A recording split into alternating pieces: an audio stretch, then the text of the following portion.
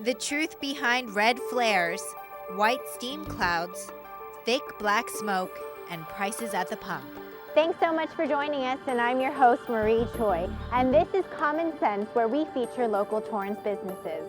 It's amazing how many things get their start from a barrel of oil, like the gasoline you use to drive to work every day. With a little bit of common sense, we'll tell you how one local company has been providing gasoline, fuels, and other products to California and the entire world since 1929.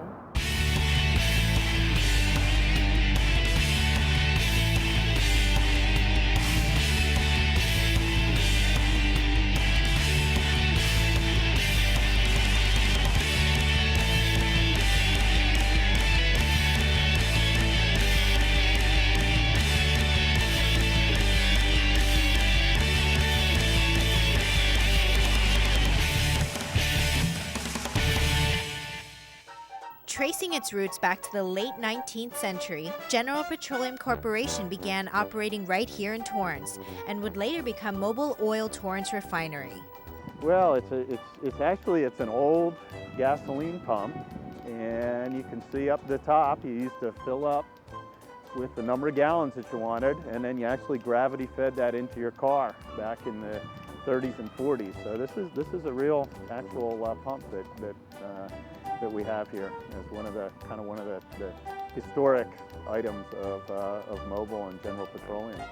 The Torrance Refinery's been here for over 75 years. It was built in 1928 and 1929, began operation in 1929, and it's operated continuously since 1929. It's gone through quite an evolution through its history.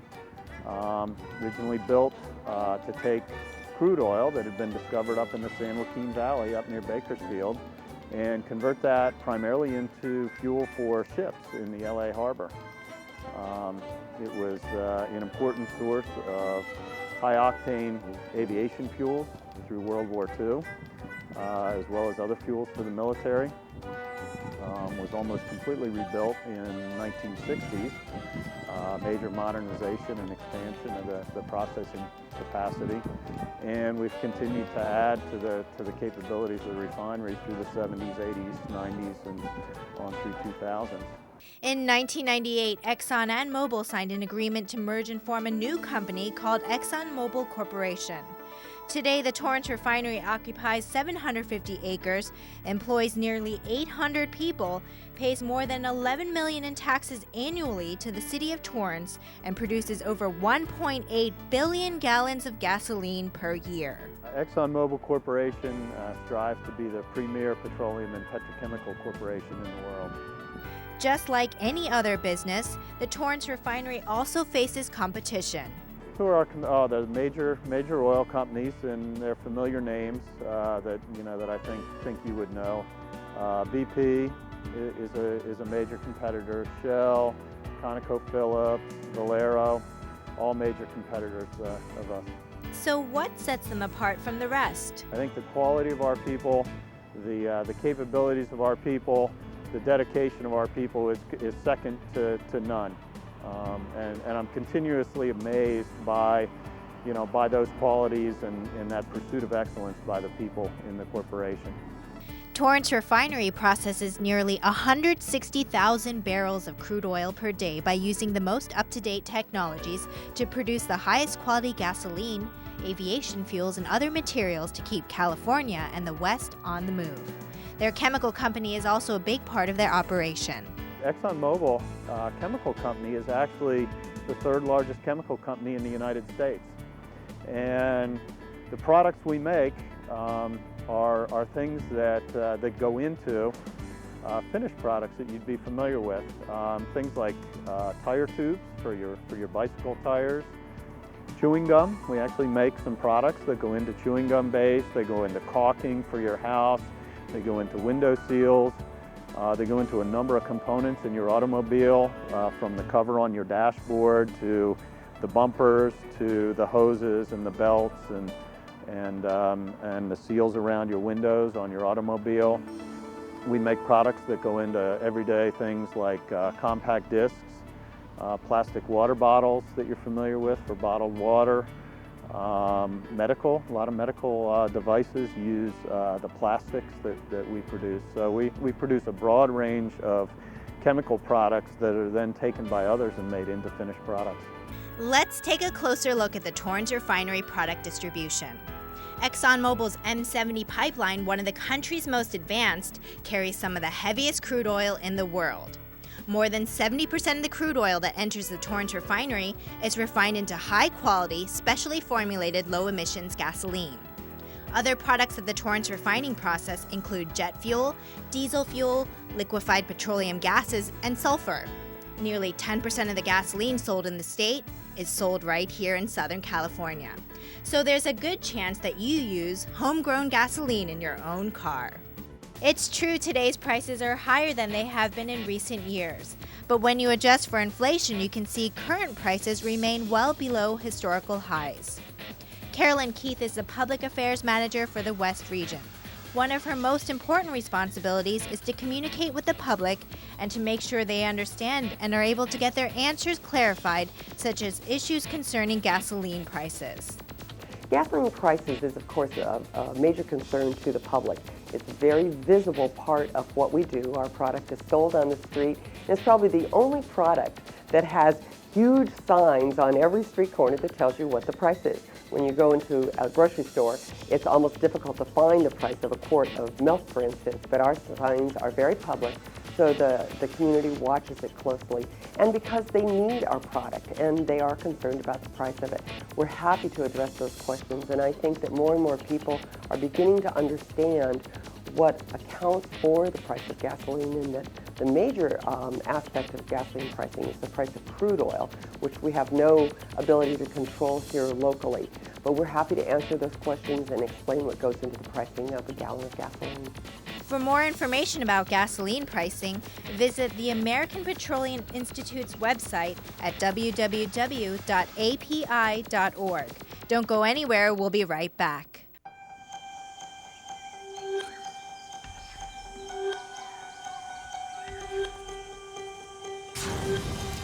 Sun exposure starting in childhood is a major cause of skin cancer.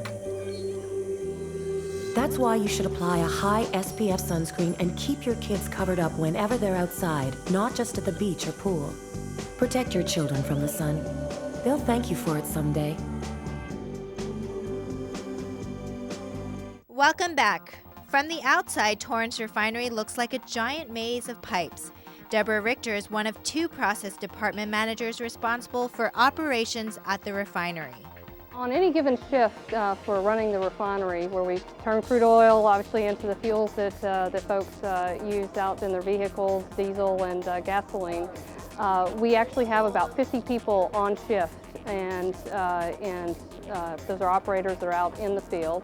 And we have roughly 15 supervisors then that ensure that the operations run flawlessly. Back in about 1990, to aid the supervisors in really being able to monitor operations and really come up to the technology of the day for operating a refinery, we actually built this room that we're standing in, which is the central control room, central control building. And in this building, we actually house 10 console supervisors, and today I'm standing in front of the hydrotreater console here with Dan Stedler, one of our console supervisors. And from this console, he is able to monitor one of our units, the hydrotreating unit. And this unit's actually one of the newest units here at the refinery. We built that right about 1990 as well to meet the new California Air Resource Board CARB gasoline. Since that time, we've actually continued to improve the operations and make even more cleaner burning gasoline. Each day, employees like Gary Hodges work around the clock to turn 6.5 million gallons or 155,000 barrels of crude oil into usable products like gasoline. Basically what we want to do in this refinery is make gasoline. There's many reasons to have crude oil, such as plastics and everything else, but this refinery here is set up to make just gasoline for the Southern California, Phoenix area. Here, crude oil has to go through a 4-step process to be turned into products such as gasoline, kerosene, and jet fuel. The 4 steps are distillation, purification, conversion, and blending. The refining process begins when the crude oil enters the crude or distillation unit. Step 1. Distillation, or also known as separation. In the crude unit, the crude oil is heated until it naturally separates into 5 levels of materials. The crude unit is the first place we start to process the crude unit, the crude oil. We bring it in and we heat it up to 700 degrees. Basically what we're trying to do there, we're trying to figure out what oil we can make gasoline out of and what we can't. And that's the separation. Step 2. Purification. Purification process destroys any unwanted components, leaving a cleaner product behind. Step 3. Conversion, or also known as converting heavy oil into gasoline. In the conversion unit, the refinery converts heavier materials to lighter materials by changing its complex molecular structure. Step 4. Blending. 9 different streams of gasoline are blended together to make the 3 grades of gasoline you can choose from at the pump. Regular, special, and super gasoline meet California's high standards.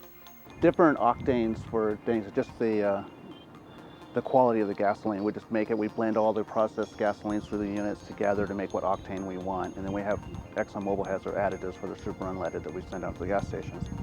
At one time, vapors potentially harmful to the environment or to human health were simply allowed to escape into the atmosphere. Each time a trucker filled up the gas tank, for example, vapors escaped into the air. Process engineer Margaret Chan explains that vapor recovery systems not only protect the environment, but conserve resources that might otherwise be wasted. The vapor recovery system is part of the environmental excellence that we try to achieve here at the refinery. Not only do we try to provide high quality gasoline for the public, we also try to meet our customers' energy demands in an environmentally responsible manner. And the way we do that, one way, is through the vapor recovery system. The refinery's vapor recovery system collects all those vapors and gases, and it combines it with other vapors and gases that are collected throughout the refinery, and it's sent to another unit, and it's called the fuel gas treater. They treat it so that it can be recovered as fuel gas, and it can be used as energy. The Torrance Refinery always looks for new technologies to improve the refining process and their environmental performance. In late 2005, they completed construction of a selenium unit, which runs 24 hours a day, 365 days a year. Okay, well, I'm standing at the selenium unit that's directly behind me. As you might know, selenium is naturally present in the crude oil that we process in this refinery, and it accumulates in the excess water that's generated during the refining process. This unit removes the selenium from the water before the water is discharged to the Los Angeles County Sanitation Districts. While every element of the environment is important, at Exxon Mobile they concentrate their efforts on air, water, and waste minimization programs. In addition to meeting the specifications that were established by the County Sanitation Districts, there's a couple of environmental aspects of the project. One, you'll notice that the entire facility is surrounded by a concrete wall. That wall is there so that if there was something unanticipated or a material failure, we would actually be able to contain the entire contents of any of those tanks as a result of that. Another thing you might notice is that the thickener and the clarifier are both elevated off the ground. This is so that we can maintain the unit while the unit is online, also do inspections, and basically keep the unit operating 24 hours, 365 days a year, meeting the specifications established by the county. Peggy Wersing is an environmental group leader responsible for ensuring the refinery maintains compliance with local and federal environmental regulations. A 24-hour hotline is available to the community whenever there is a question or concern about what's going on at the refinery. Most of the calls that we get are about flaring, about odors, sometimes about noise, and sometimes the person who's responding to the call actually leaves the refinery, goes to the person's home so that they can hear firsthand or smell firsthand what the person is experiencing, and that helps determine what the issue is. Through various avenues, Exxon Mobile looks for ways to get feedback from neighbors and provide awareness of what they do.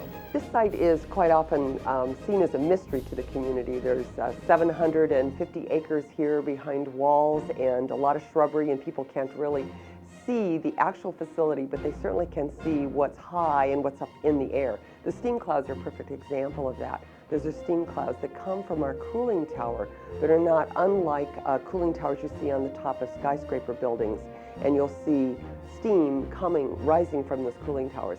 Well, to the community, they see these white billowing clouds, which on some days are quite dark because of the position of the sun.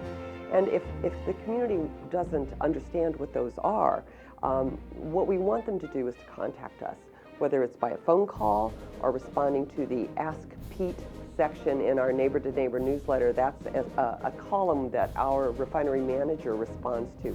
We want to address those questions, whether it's about the clouds, whether it's about emissions from the refinery, noises, lights. We get all kinds of questions, and our responsibility is to answer them, whether it's a phone call or a letter or an email. For more information, log on to the Torrance Refinery's website at www.torrancerefinery.com, or you can contact